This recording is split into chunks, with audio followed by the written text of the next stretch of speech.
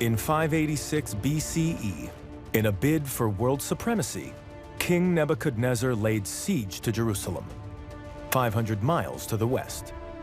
His army sacked the city and captured the most highly skilled and highly educated citizens. Brought to Babylon as prisoners of war, they were forced to work for Nebuchadnezzar. It was the start of what's now known as the Babylonian captivity. But crucially, while in Babylon, the captives became known as the Jewish people, the very authors of the Bible. Nebuchadnezzar's ziggurat was the biggest one ever made. It was the most impressive, and it must have had a very powerful effect on people who saw it for the first time and who lived under it, because wherever you were in the city, you would see this thing. Experts believe that the Jews held captive in Babylon after the siege of Jerusalem saw the huge tower being built. At first, they were mesmerized by the awe-inspiring structure. But over time, it became a symbol of their oppression, of human aspiration, and of overreaching ambition.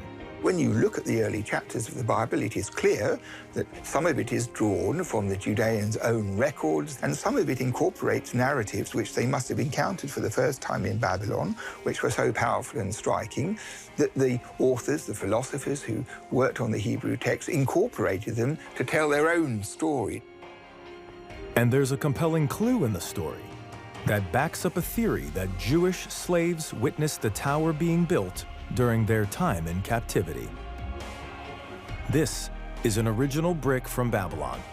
It carries traces of an unusual construction material from the time: bitumen, an ancient tar and mortar that's specifically mentioned in the biblical tale. This is one of the actual bricks which Nebuchadnezzar commissioned. We know it's Nebuchadnezzar because there's a stamped inscription on the front. Down the edge you can see this murky black stuff. This is bitumen. In the book of Genesis, it literally says that they use brick for stone and bitumen for mortar. It's expressly said there. What we have here is one brick and its bitumen, which fits exactly into that special context. There can be no doubt that the stimulus for the story and the narrative must have taken shape during the Babylonian exile. All the evidence says the Tower of Babel was a real building.